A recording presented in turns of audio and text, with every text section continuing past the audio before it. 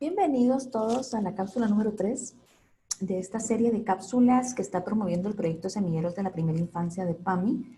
Es un gusto para mí el compartir de nuevo con ustedes. Sabemos que obviamente en estas condiciones no es lo mismo que un trabajo presencial, pero me siento muy contenta de compartir nuevamente con ustedes. En principio, agradecerles su participación y todo lo que han trabajado de las cápsulas anteriores que he tenido oportunidad de revisar y de estar al pendiente de lo que han estado enviando y compartiendo. Sé que han estado muy dispuestos al trabajo y he estado leyendo bastante de lo que han aportado. El día de hoy, como bien les decía, vamos a trabajar acerca de la creatividad en edad infantil. Les anticipo que es algo muy distinto a lo que solemos pensar o creer cuando hacemos referencia del término creatividad. Si bien ustedes habrán dado cuenta en el primer ejercicio práctico que ustedes trabajaron, supongo que ya lo trabajaron. Si no lo han hecho, les pido por favor que regresen al documento guía y seleccionen el primer ejercicio práctico, porque al llegar acá nos va a servir ese ejercicio práctico. Si no lo has hecho, te pido que pauses, hagas el ejercicio y puedas volver para que continuemos. Como les decía, en ese primer ejercicio práctico se hacía una pregunta muy importante con respecto a qué piensas tú cuando escuchas la palabra creatividad. Algo muy parecido a lo que ustedes ven ahora en pantalla. ¿Por qué hacía yo esta pregunta?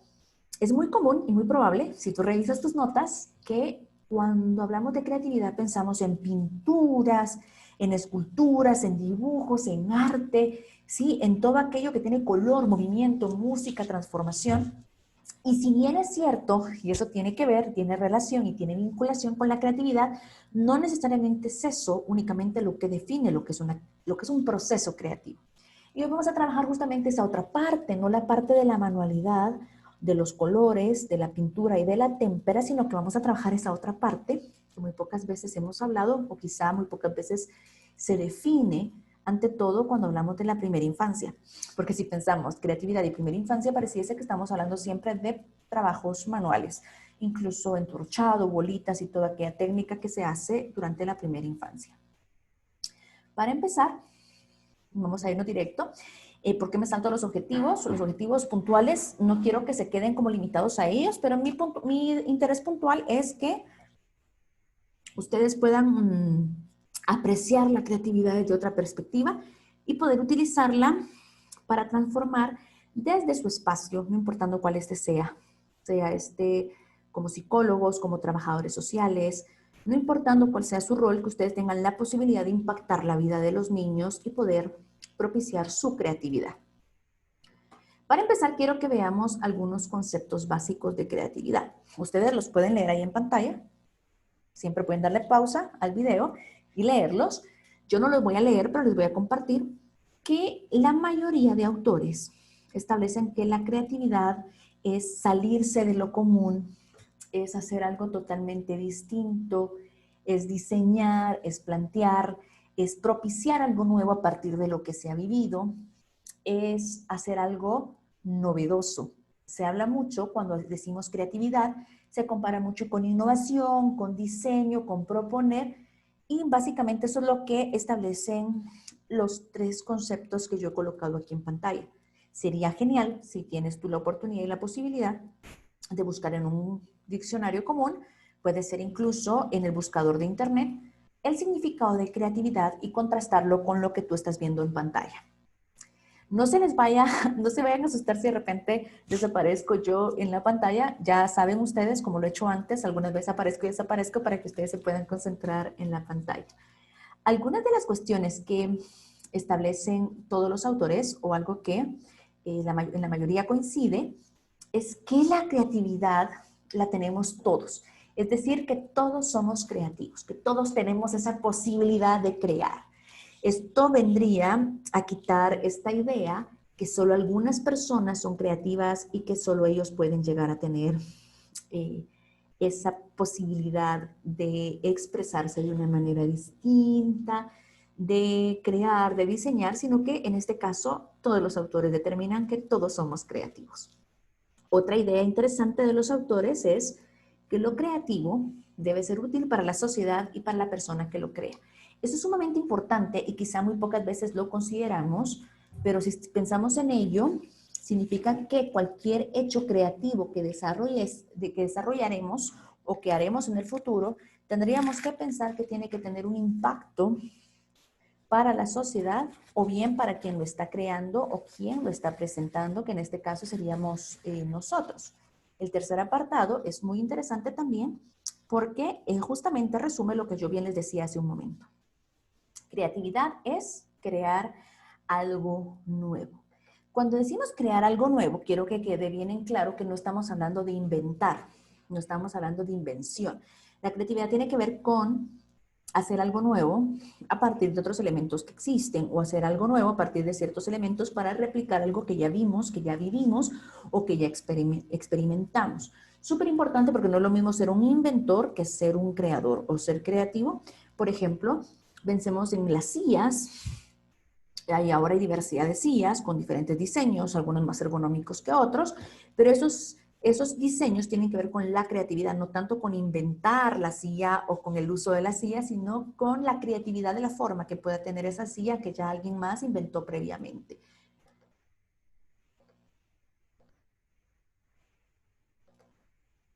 Definiendo la creatividad y como estamos en edad infantil, me quiero quedar, quizá alguno de ustedes ha escuchado el método Montessori.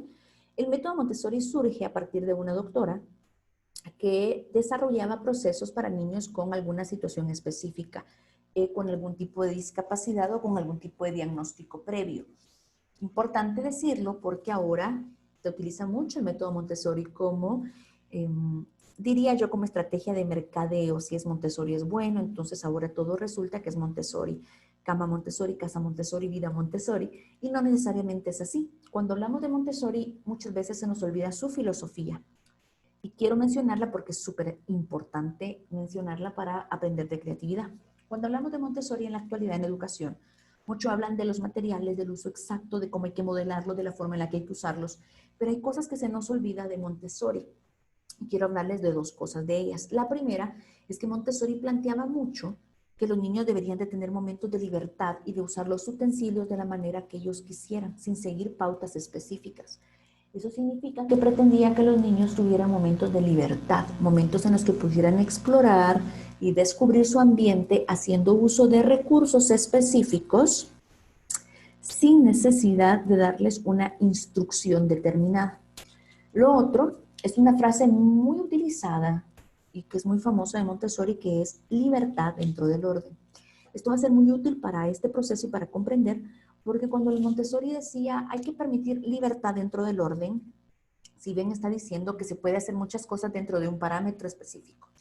Y eso es lo que debiésemos hacer con los niños durante su primera infancia. Cuando hablamos de libertad dentro del orden, si pensamos en niños de educación inicial y preprimaria incluso, requiere mucho de juego libre. El juego libre entendido como aquel juego que el niño desarrolla según sus propios criterios, según sus propias pautas, según sus propias necesidades de juego, sin necesidad de un adulto que le esté diciendo cómo hacer o cómo colocar los elementos que están a su alrededor. El juego libre es en realidad la posibilidad que el niño juegue, interactúe, explore, descubra, experimente con una serie de elementos que pueden ser juguetes o no. ¿Por qué digo juguetes o no? Porque pueden ser palanganas, pueden ser canastos de mimbre, pueden ser petates, chinchines, sonajeros, es decir, pueden ser elementos de lo cotidiano en un ambiente cuidado. Ojo, no estoy diciendo yo en la cocina, cerca del fuego, no, en un ambiente cuidado, donde el niño puede interactuar y jugar con estos elementos de la forma en la que él decida. Un error frecuente que cometemos los adultos es interrumpir constantemente el juego de los niños. Estamos constantemente diciéndoles qué tienen que hacer, qué no tienen que hacer, por qué lo tienen que hacer.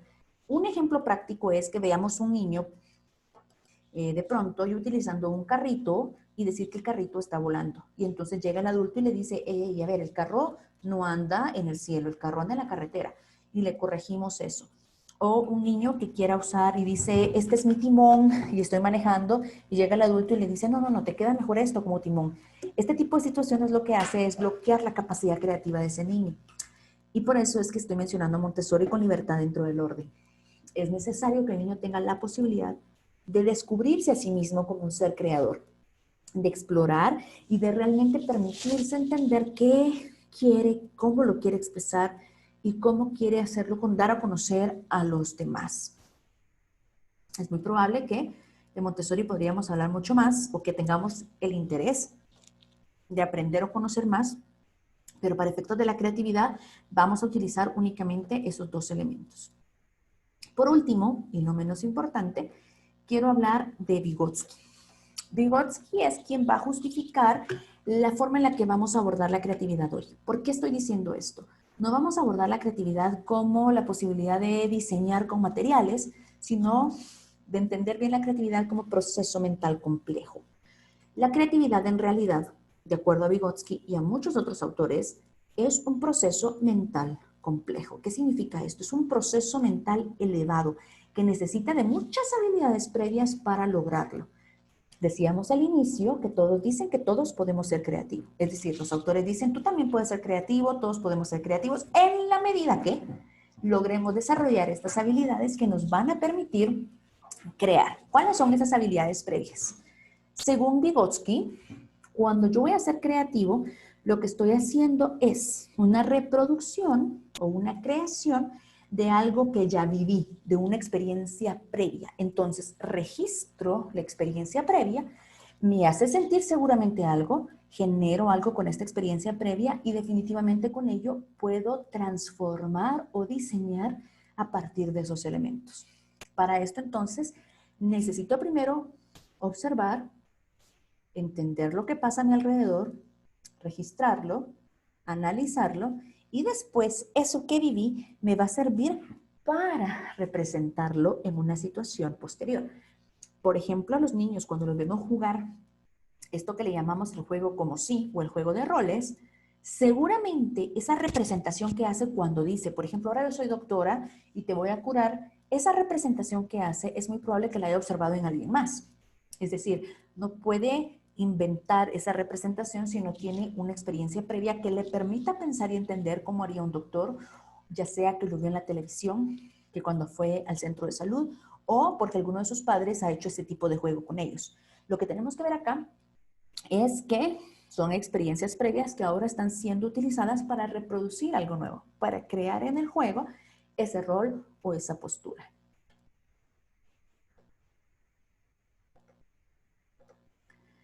De acuerdo a Vygotsky, hay dos tipos de actividad mental, o por lo menos son los más importantes con respecto a la creatividad. El primero es una actividad reproductiva, que es el resultado de la experiencia, es cuando dejamos registrado lo que sentimos y pensamos de una vivencia, y luego está la actividad creativa, que es el resultado de la combinación de la experiencia en forma o actividades nuevas. ¿Qué significa esto? Que en efecto, para poder llegar a crear, yo primero tengo que tener ciertas experiencias, que para poder yo establecer nuevas rutas de diseño, de creación, de juegos, de roles, tengo que tener diversidad de experiencias. De esta cuenta que decimos que los niños lo que más tienen que tener es experiencias, experiencias con la naturaleza, experiencias con otros niños, experiencias con diferentes recursos, con diferentes materiales, con experimentos, con lecturas de libros, porque eso es lo que va a permitir que tenga mucho más posibilidades de crear. Si vemos acá, hay alguna frase súper interesante y es: el juego del niño no es el recuerdo simple de lo vivido, sino la transformación creadora de las impresiones vividas, la combinación y organización de estas impresiones para la formación de una nueva realidad. Cuando él dice que no es el simple recuerdo, sino la transformación creadora, estamos hablando que son varios procesos que están vinculados entre sí. Lo que viví, lo que sentí, lo que recuerdo, lo que quise que fuese, lo que puede ser, lo que yo puedo hacer con todo esto que tengo aquí en mi recuerdo. Entonces, lo que vemos en el juego es súper lindo verlo porque en ello estamos observando las diferentes habilidades del niño y cómo el niño va desarrollándose y cómo va madurando y cómo con su madurez el juego, la representación pasa a ser algo totalmente distinto. Si ven, el juego está siendo un punto importantísimo de esta cápsula y por lo tanto aquí me gustaría que hicieran una pausa, literalmente que le coloquen pausa al video y que piensen en algún momento o en alguna situación que han visto a un niño desarrollar esta pauta creativa sin intervención. Y que recuerden qué hizo, por qué lo hizo, qué observaron ustedes. Y si no han tenido oportunidad de hacerlo, sería genial que tuvieran la oportunidad de observar a niños en su familia, en videos, de la posibilidad que sea de acuerdo a las condiciones actuales y lograr registrar ustedes cómo el niño va creando y usando su imaginación, pero más que su imaginación, su creatividad para establecer esta ruta de juego. Me encantaría que lo hicieran y que una vez lo hagan, continuemos con el video.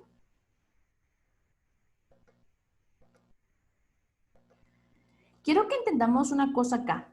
Yo sí quiero dejarles como muy en claro que cuando yo establezco este tipo de formación con adultos, yo sí considero que todos los adultos que rodeamos a los niños somos en sí sus educadores. No creo que los maestros sean los únicos que educan, sino que creo que educa también el padre, la madre, el psicólogo, el pediatra, el trabajador social. Es decir, cualquier adulto que se esté vinculando con niños es también un educador. Y entonces acá es importante establecer que tenemos que tener todos una ruta en común y hacer un equipo para que esto funcione de mejor manera. La comunidad educativa, eh, saber hacia dónde van y promover en sí el desarrollo de la creatividad en los niños para no estancarlos. ¿Por qué estoy diciendo esto? Muchas veces lo que más hacemos es que remitimos a nuestra propia experiencia. Y por ejemplo, si a mí me enseñaron a escribir a los 5 años, aunque me enseñaran a escribir a golpes, a repetición, a memoria, cosas que son totalmente negativas, pero como yo así lo hice, pretendo que los niños a los 5 años también aprendan a leer de la misma manera, no importa si es a golpes o no, pero que aprendan a leer a los 5 años. ¿Por qué estoy hablando todo esto? Muchas veces en el sector educación surgen cambios y transformaciones que son derivados de investigaciones y procesos transformadores alrededor del mundo. Para darles un ejemplo puntual, es lo que aconteció con la transformación curricular última. Bueno, no era ni transformación curricular, era un ajuste curricular que se hizo a partir de DIGECUR, en donde se estaba haciendo una integración de áreas. Muchos reclamaron la integración de áreas porque decían que ahora no se visibilizaba ciencias o no se visibilizaba sociales, esto a nivel primaria, que no se miraban las áreas, pero si nos paramos, si nos detenemos un poquito a revisar lo que está pasando a nivel curricular, en el mundo, justamente la mayoría de países lo que está haciendo es integrar áreas, porque es lo que nos permite mejor aprendizaje. Cuando hay áreas integradas, hay más sentido de ser, el aprendizaje es más significativo, hay mucho más aprendizaje global. Eso quiere decir que utilizo la matemática para entender sociales y utilizo sociales para entender lenguaje. Pero muchas veces por quedarnos anclados con lo que sabemos, con lo que conocemos, con lo que nosotros pensamos, hacemos lucha para que esos cambios no sucedan, para que esas cosas no pasen. Entonces, justamente lo que yo propongo acá es que todos los adultos debemos innovar, debemos estar en constante crecimiento y de alguna manera permitir también que los cambios positivos sucedan. Por ejemplo, en preprimaria, algo que debería de suceder es que debiese desaparecer la escolarización. ¿A qué me refiero con la escolarización? No digo que los niños dejen de ir a la escuela, pero sí a los procesos escolarizados. El niño no debería estar sentado frente a un pizarrón repitiendo las letras una y otra vez, los colores una y otra vez a nivel memorístico, sino que debería de estar en un ambiente de juego, de interacción, compartiendo con sus compañeros y definitivamente haciendo todo lo que hemos estado hablando recién, creando, haciendo juego de roles, haciendo juegos de interacción y con ello entonces podríamos decir que estamos aprovechando la oportunidad de esa etapa para potenciar la creatividad, que al final la creatividad desarrollada en esa primera infancia es mucho más útil que aprenderse de memoria las letras o números, porque las letras y números no sirven de nada aprenderlas de memoria, sirven cuando ya somos capaces de interiorizar procesos que son tan poco concretos, que son muy abstractos, cuando ya sea capaz de hacerlo, que eso regularmente es entre 6 y 7 años, ahí va a ser útil. Antes, lo que funciona es generar procesos como la creatividad o todas las funciones ejecutivas. Entonces, importante romper esquemas, abrir un poco la mente y permitir que esos cambios sucedan. Por ejemplo, algo que deberían estar haciendo los niños y que yo, por ejemplo, en mi caso, lo recuerdo que lo hacía mucho en la preprimaria, cuando yo estaba en preprimaria, que todavía me recuerdo incluso juegos de estos. En la actualidad, cuando observo clases de preprimaria, que lo suelo hacer mucho, tanto a nivel privado como a nivel del Estado, ya no aparecen este tipo de experiencias. Y en los libros famosos de multimateria, este tipo de experiencias aparecen en la primera y segunda página y no más. ¿A qué me refiero? A la capacidad de observación. que el niño sea capaz de observar con precisión y decir, arriba habían 3 elementos verdes y abajo habían 2 rojos, por ejemplo. Y luego quitarle la imagen, volverla a mostrar y decir, ¡ay! Ha desaparecido un elemento verde de arriba. Es decir, tener la posibilidad de observar a precisión. Es algo que ya no estamos haciendo y algo que los adultos nos viene muy bien hacer incluso para el desarrollo creativo. Esta imagen, que seguramente ya la han visto en otras oportunidades, es la que nos permite ejemplificar lo que estoy diciendo. En esta imagen, dependiendo de lo que estemos viendo y dependiendo de dónde lo estemos analizando, pueden haber 2 tipos de personas. Una de ellas es una jovencita, que ahora aquí la voy a marcar. La jovencita tiene aquí su cabello, ¿sí? Intento hacer el trazo correctamente. Voy a quitar la cámara para que puedan ver mejor. Si estamos viendo a la jovencita, esta es su oreja, esta es la mandíbula, ¿sí? Aquí tenemos el pómulo, acá hay unas pestañas, una nariz por acá y aquí hay un collar. Eso sí estamos viendo a la joven que carga un abrigo y carga tapada su cabeza, ¿sí? Y es una joven en este caso. La voy a borrar para quienes no están viendo a la joven, ahora la puedan ver mejor. Pero también podemos estar viendo a una señora mayor. En este caso, aquí está el cabello, ¿sí?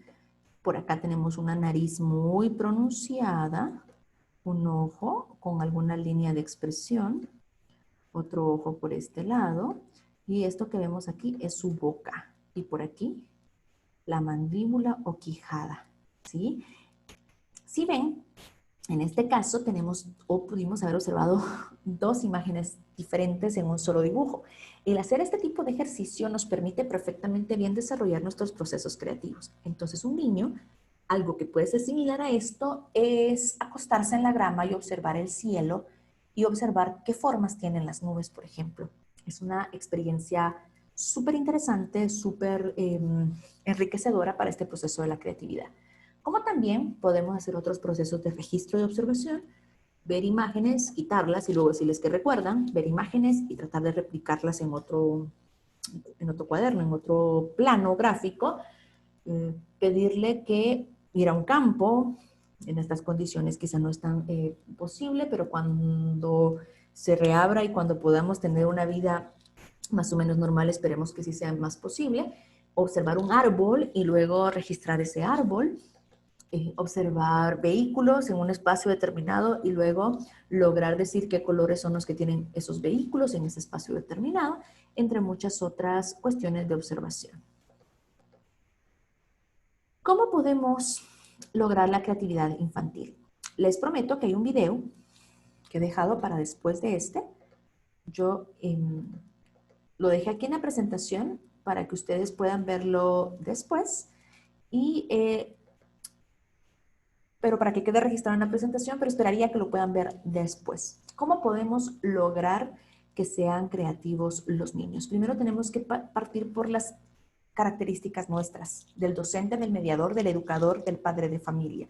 Mis características pueden permitir que yo pueda propiciar desarrollo de mayor creatividad, ¿sí?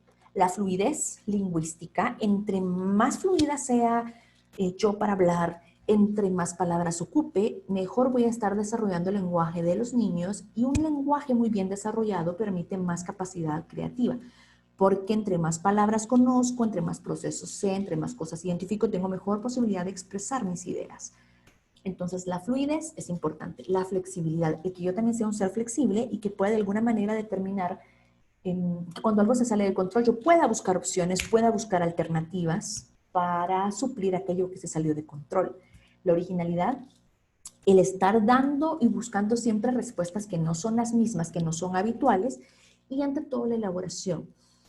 Esto es importantísimo, que es que se dé cuenta de la posibilidad creativa que hay en procesos muy sencillos, en colocar la mesa, en hacer un dibujo, en ordenar el closet, es decir, hacer cuestiones muy prácticas de una manera muy elaborada, muy precisa, con cierto registro, con ciertos requisitos, que vaya permitiendo que el niño explore y que el niño descubra también de qué manera lo puede hacer. Organizar su librero, organizar sus juguetes, organizar sus camisas, pero que él parta de la decisión, voy a colocar primero las de manga larga y luego las de manga corta, Voy a colocar primero las que tienen dibujos y luego las lisas, pero que tengan que cuestionarse y plantear elementos elaborados que le permitan diseños creativos.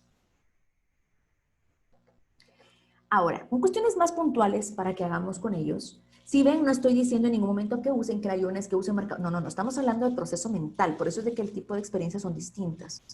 Trabajar en grupo, que quizá en estas condiciones no es posible, pero trabajar con otros niños, con los primos, incluso con nosotros como adultos, sentarnos en una mesa, colocar diversidad de recursos y que cada uno pueda plantear paralelamente lo que desea sin necesidad que le estemos diciendo, dibuja una casa, primero un triángulo, luego un cuadrado. La casa podría ser redonda si el niño desea. Ambiente de libertad, por favor recordar lo que dije antes de libertad dentro del orden de Montessori, la libre expresión, que sea capaz de expresarse y que no le cohibamos con lo que está diciendo, clima de confianza, de aceptación y respeto a la persona.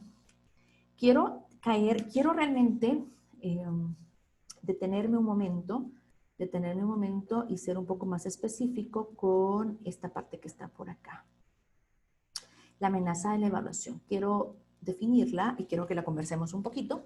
Cuando decimos amenaza de la evaluación, es que todos los adultos en general tenemos una tendencia muy fuerte a estar evaluando al niño, a estar condicionándole su proceso. Si ya lo sabe, si no lo sabe, qué sabe hacer, qué no sabe hacer. Y muchas veces, excelente, perfecto, lo hiciste genial. Es importante que esto le bajemos un poco a la intensidad. Una de las recomendaciones más puntuales que yo doy es que cuando el niño está haciendo algo creativo, por ejemplo, diseñó un dibujo o diseña un elemento, un objeto, no decirle qué excelente lo has hecho, por ejemplo, de entrada, podemos preguntar primero qué has hecho y entonces que el niño sea capaz de expresar y decir, es un perro, y yo decir, has hecho un perro, ¿sí? Confirmar lo que has hecho no es lo mismo que evaluarlo o valorarlo. Muchas veces, y muchos especialistas lo establecen así ahora, que cuando damos demasiados cumplidos por cosas que son muy comunes o cotidianas, en vez de estar generando procesos de autoestima elevados, estamos condicionando a que estos niños no tengan mucha autoestima, porque están todo el tiempo esperando la valoración. Si a mí no me dicen que está perfecto, me siento mal, tengo que estar pidiendo que alguien me diga que estoy haciendo bien las cosas. Entonces, para evitar esto, es bueno siempre confirmar lo que ha hecho. Has hecho un oso, dibujaste un oso con tus crayones. Ahora bien, si la pregunta viene por otro lado, ¿te gusta mi oso? Me gusta tu oso, ¿sí? Pero no es aquello de excelente, muy bueno, genial, perfecto, porque también pueden pasar dos cosas. Aquel niño que piense que está excelente porque todo es excelente y no necesite o no crea necesitar esforzarse un poquito para mejorar, ¿sí? Y entonces puede llegar a ser conformista porque todos se lo dicen que está perfecto. Y por otro lado, aquel niño que luego de estar recibiendo tanto perfecto, perfecto, perfecto, perfecto, llega un punto donde alguien le dice que no es tan perfecto, entiendas en la escuela, en la universidad, en el trabajo, y se desborona porque estaba tan habituado a que todo era tan perfecto y que él era perfecto, que no sabe cómo lidiar con esa otra crítica. Yo no digo que hay que criticar y decir qué feo te ha quedado, pero sí creo que hay que bajar un poco a el ritmo de la evaluación que tenemos actualmente. Y por último, importante que haya libertad de proyectar y seleccionar diversas opciones, es decir, que cada uno sea capaz de decir qué es lo que quiere hacer y cómo lo quiere hacer. Pensemos la creatividad no como algo que es pintar y dibujar, sino es algo que viene de acá, ¿sí? Pensémoslo más como un proceso mental complejo y nos va a ir mucho mejor. Nos va a ir mucho mejor porque a veces veo que hay maestras, papás, educadores que piensan, vamos a trabajar la creatividad y sientan al niño a hacer un modelo específico.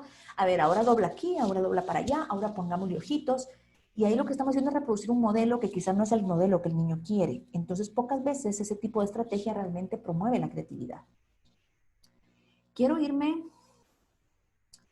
Acá yo coloqué otras estrategias, prometo que ustedes pueden leerlas en la presentación PowerPoint cuando lo tengan a bien. Ay, vamos a quitar esto que tengo por acá. Me quiero ir a esta parte de por acá. Aquí está. Quiero que vean estos mitos, son muy importantes, que los desarrollemos ahora que estamos en este tema. Por ejemplo, para ser creativo no tienes por qué ser original. Eso es importantísimo. El mito 2.